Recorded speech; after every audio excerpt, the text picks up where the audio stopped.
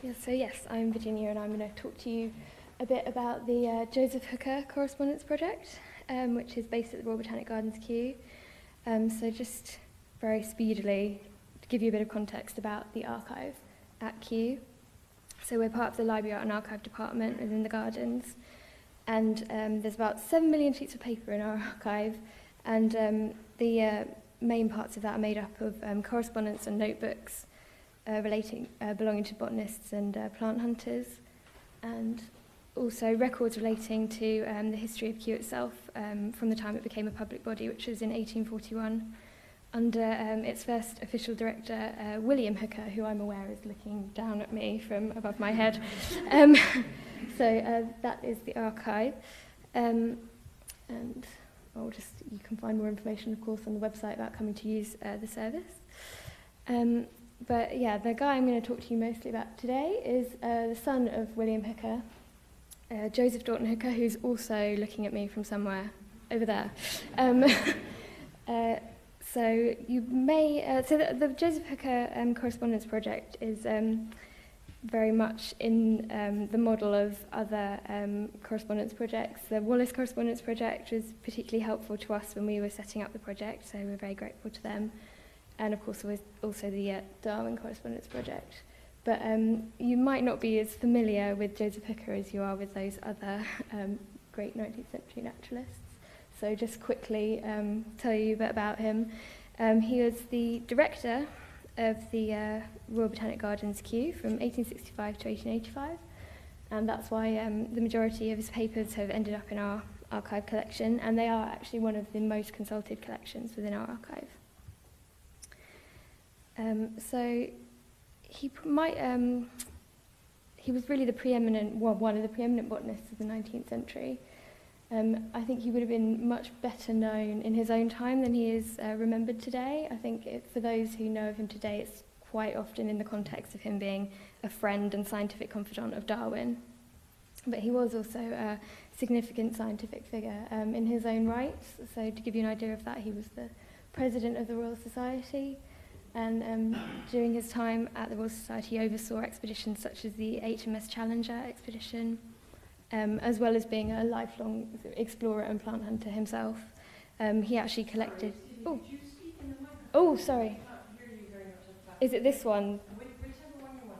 Oh, okay, sorry. I'm so short, maybe that's the problem. Is that better? Yes? Okay, sorry. So yes, he collected plants on every continent, in fact, including Antarctica. So that's just a bit about Joseph Hooker, and this is very quickly the workflow for our digitisation project. I'm not going to go through kind of every point, but there are a couple of things that I want to pick up on. First, to say that we are starting out just by digitising letters that were authored by Hooker himself. So that is partly because we can clear copyright on those things. We've retained good connections at Kew with the Hooker family, so we can clear copyright on those items. And also, to begin with at least, we had to limit the scope of the project because Hooker held these official public positions as the director of Kew and as the president of the Royal Society. The amount of sort of incoming official correspondence he had is absolutely enormous. So we're not covering all that as part of this phase, and some of that is already being digitised as part of a separate project at Kew Gardens, the Director's Correspondence Project. So that's why we're sticking to just Hooker's letters first, and starting with the letters that are held within Kew's archive. Because there's an enormous amount of them, although we are looking into having partnerships with other institutions that hold Hooker's letters as well. So we're talking to Harvard at the moment about partnership with them. And pretty much all of the digitisation is done in-house at Kew. So I am the only full-time member of staff working on the project. We are lucky that we have got full-time conservators working at Kew, so if there's any conservation that needs to be done on the items before they go for scanning, that's done in-house by our conservators. And the project also funds our existing reprographics officer at Kew to spend 1 day a week imaging the letters for the project, and she does that using a Zoichel book scanner.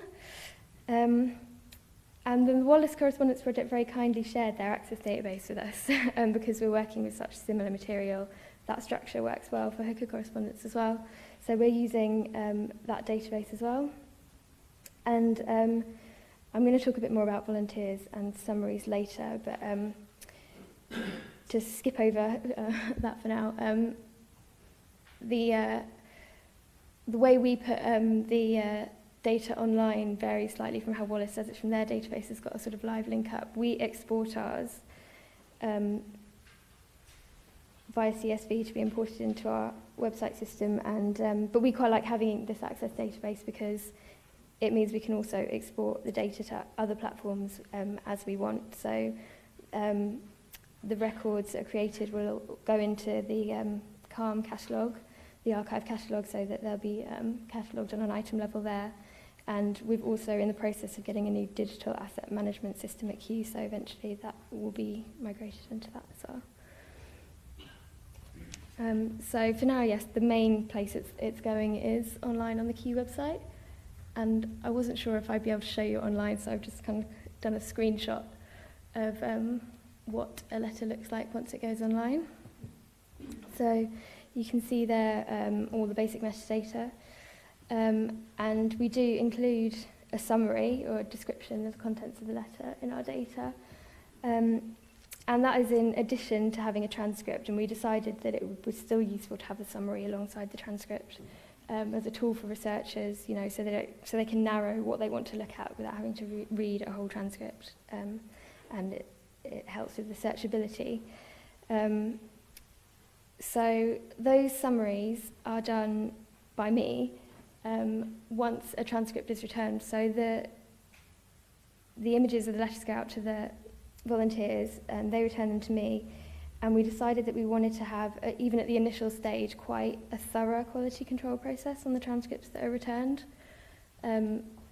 So I don't I don't duplicate the work they're doing by checking it exhaustively against the original all over again. But as I read through, if I come across anything that's clearly an error or that they've marked as legible, I'll go back to the original and correct it.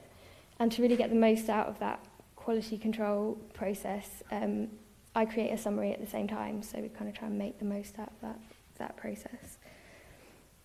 So you can see hopefully also that there's the transcript is available as a download in that record, and then we've got our image viewer at the bottom, which is sort of recently upgraded, so it's slightly better than it previously was. You can toggle through the different pages of the letter, and you can also, at the bottom there's a link so you can view the page full screen, and there is a zoom tool in there as well, but it's not showing up very well in that shot. So the development of the website is one part of the digitization process that we did have to sort of outsource. We didn't have the means to do it internally, and in my opinion, because it's external or not, it has been one of the more problematic and time-consuming aspects of the project, developing this platform. So I was listening very enviously yesterday to lots of people talking about how they've got great partners and they can just send them their data and they deal with all the putting it online. And we have worked that way at Kew in the past. So the Director's Correspondence project, which I mentioned briefly, is digitising those letters at Kew and then sending them to our partners JSTOR, who deal with putting them online at the Global Plants website.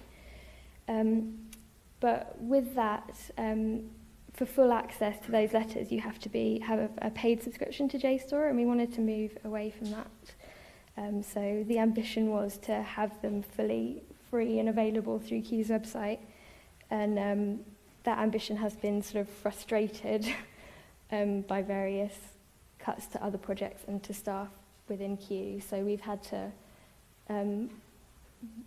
it's been quite limiting working with this external company, and the external company that we use was dictated by their contract to do all the website work at Kew, so we've been restricted by that, and they have a tendency to miss deadlines consistently, and we wouldn't necessarily have chosen to continue to work with them if we had a choice. So that's my whinge over with. But it's been a struggle, basically.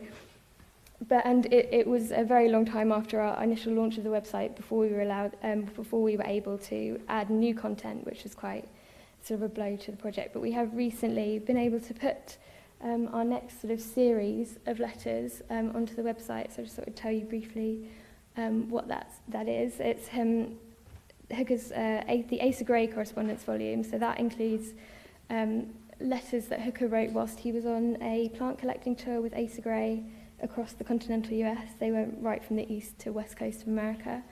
And it also includes letters written by Hooker to Gray, who was based at Harvard, and they had a lifelong sort of exchange of letters, which I like to sum up as them talking about botanical current affairs of their day, and which they refer to as all the most modern hypotheses of botany. And one of those modern hypotheses is, of course, the theory of natural selection, which both Hooker and Gray were also correspondents of Darwin, and they knew about long before the publication of Origin of Species. So I've just picked out a couple of things which sort of show some of the interest in these letters, which are, commenting on the reception and the changing attitudes towards scientific theories like this. So there's a couple of things that I picked out that Hooker says about his thoughts on natural selection. So we've got one from 1854 there, which is obviously long before the public announcement of the theory, where he is clearly not particularly convinced. He hasn't heard any theory that will not cut both ways. And then just interesting to see the changing view of Hooker himself, who became a really sort of ardent supporter of Darwin. By 1859, shortly before publication of The Origin of Species, he's declaring the old theory of absolute creations of single individuals or pairs is used up. So it's interesting to scholars, studying the reception of Darwinism. One of the other series of letters that we've got online at the moment is Hooker's letters from his expedition to India in the Himalayas in the 1840s and 50s. And I just thought I'd use this as an example of how we've been trying to put other interpretive material up on the website alongside the letters. So there's a selection of various other material from our Hooker collections, and this is an example of a painting he did. It's from one of his travel notebooks, and it's a view of Tibet from the Dongkia Pass, which is between Sikkim and Tibet. It's just nice to have these things which link up so well with the letters. So this is taken from one of the digitised letters, a quote where he's describing this same view into Tibet. And we've got lots of other interpretive material up to do with India. So we've had scholars of Hooker, particularly Jim Endersby at the University of Sussex, who've written us interpretive essays, so trying to put the digitised letters into a kind of narrative and timeline. We had a contribution from Michael Palin, who wrote about his thoughts on Joseph Hooker as a traveller, and things like videos and accounts from people who have followed in the footsteps of Hooker, sort of modern-day travellers who've travelled the same route. So we've tried to put a lot of interpretive material up there. And, of course, like I think all the projects we've been hearing about, I write blog entries to try and bring out some of the interesting stories that we get in the letters. And this image and letter of Hooker standing on the border of Tibet is one of my favourites. He records in his letter that he was determined to get as far as the border with Tibet, which is still a closed border. Very few people had seen into or been to Tibet. But he was determined to get there, and eventually did so at this pass. And to get this amazing view, he records that he climbed to a height between 19,000 and 20,000 feet, which, and it's recorded in other sources that it was 19,300 feet, all without oxygen, of course. And that made him the man to have climbed higher than any other European at that time, which he doesn't, trumpet that achievement at all. So I quite like to bring out these stories and things. And there's loads of his sort of travels and adventures in here that make good stories to make the material accessible.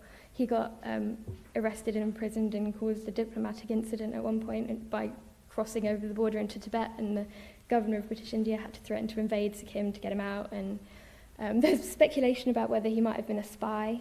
We know he made maps while he was in India, and he records in his journal that he did a lot of the map making in secret. So although we can't verify, he may have been a secret spy. And so yeah, good stories to bring out there. And the next series of letters that we're putting online will be from Hooker's time in Antarctica on the James Clark Ross expedition to Antarctica, which the expedition went further south than any expedition had before, or would again for another 50 years, in fact. So a lot of groundbreaking science being done by Hooker, who was sort of the unofficial naturalist on the voyage. He was actually the assistant surgeon. And there's just a couple of quotes that I picked out from the letters that will be going online soon about things that you find in the letters that don't make it into published accounts of these expeditions. So although there are published accounts by Ross of the voyage and by Hooker of the botany, things like this really kind of bring that expedition to life. So there's a quote there from a letter Hooker wrote to his younger sisters about spending Christmas during the expedition where the ship was tied to an iceberg, and they seem to have carved out of the ice and snow their own town to entertain themselves over Christmas.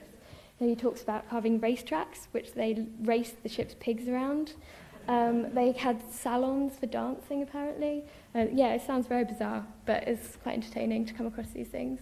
And just a little one at the bottom there about an unorthodox method of collecting in frozen conditions, saying that to collect mosses off rocks, you had to sit on them to thaw them out before you could scrape them up off the rock. So yeah, I really like coming across those extra details. So those are those three series that I've just talked about are the ones that we have fully digitised and transcribed so far. I'm going to try and sort of put into context what that means for our overall progress. So it's quite hard to know, to set our overall progress, because the Hooker letters within the Kew archive are spread throughout the whole archive. So I don't even know for sure exactly how many there are. But the main, luckily most of them are concentrated in one collection, which is the personal papers of Joseph Hooker. So I've surveyed that and identified the volumes within it that contain correspondence. And we have imaged about 30% of that so far. And the other infographic on the side is just a breakdown of how many images we've created and how many sort of letters and pages transcribed.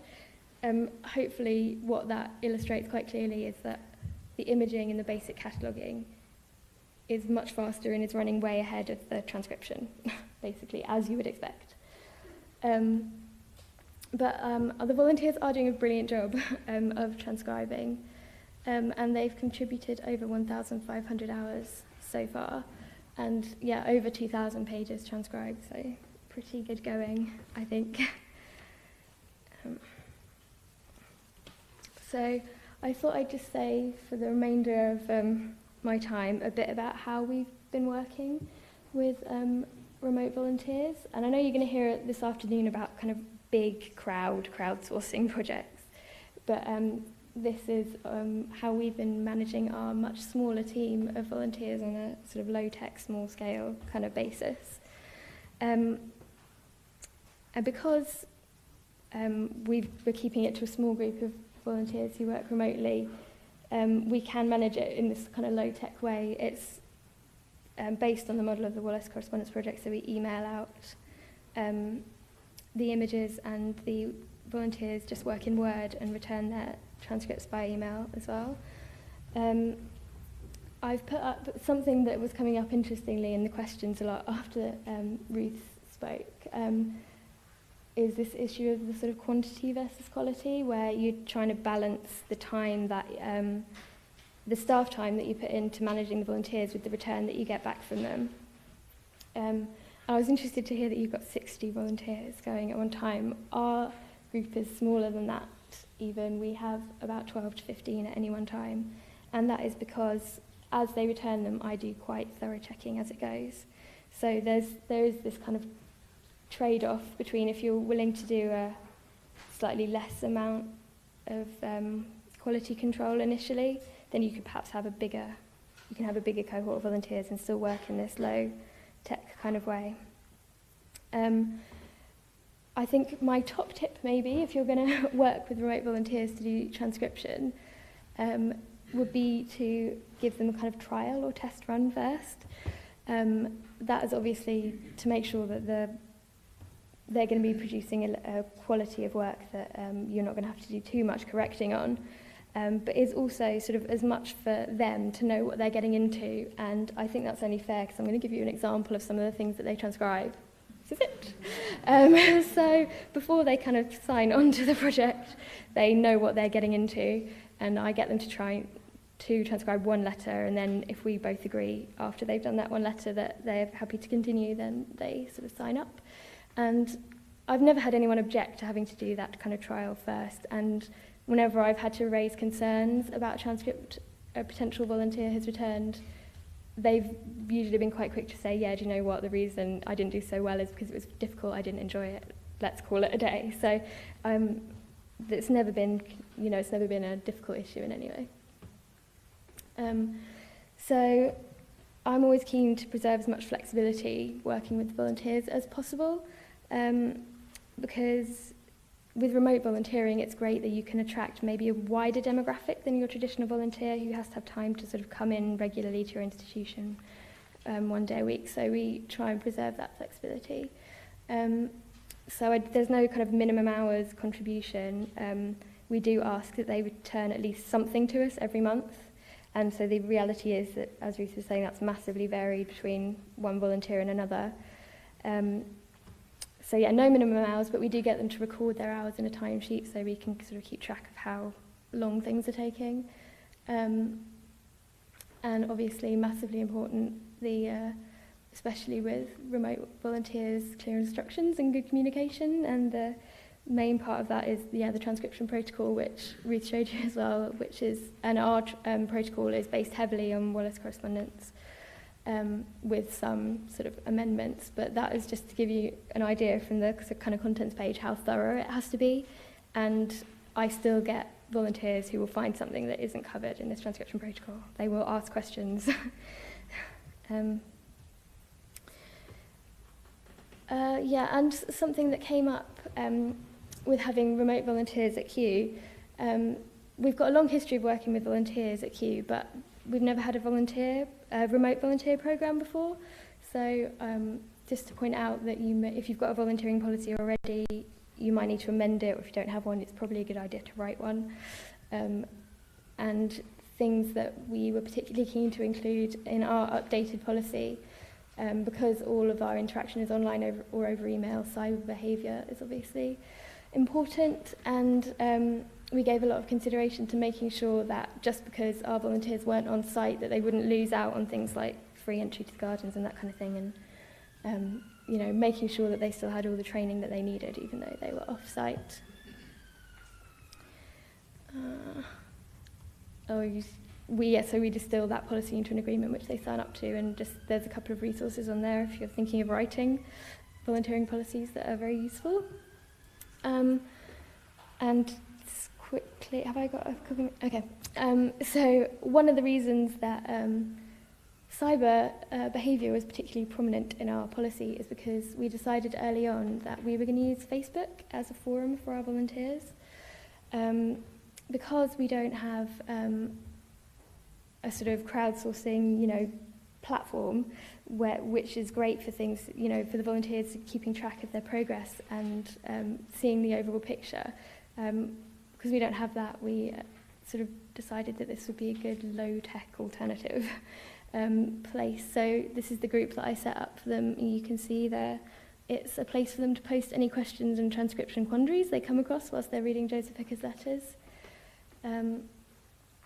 It's been a really sort of successful tool for communication and for creating a sort of a sense of team within the volunteers, because obviously otherwise they aren't going to meet up or collaborate. There's no forum for them to do that. It's great for me because it means that they can ask questions on here and I don't end up answering the same question multiple times from multiple volunteers sending me emails. And I post updates and things on here so that they can all keep in touch. And even better, actually, when they post questions, sometimes, you know, they can answer each other's questions in Quandary, so I don't have to do any work at all, which is brilliant. So yeah, I think overall it's contributed to getting a better quality of transcription back from the volunteers in the end. So this is just one example I took from someone who posted something that they couldn't read. I don't know if you can figure that out without cheating and looking at the comment on the bottom. But it's a valediction from the end of one of Hooker's letters, and it says, "Very truly yours," with some heavy abbreviating. We decided in the end. So that's just one example. So I did a few tips about if you were deciding to use Facebook for the benefit of my experience. And one major thing is about the image copyright.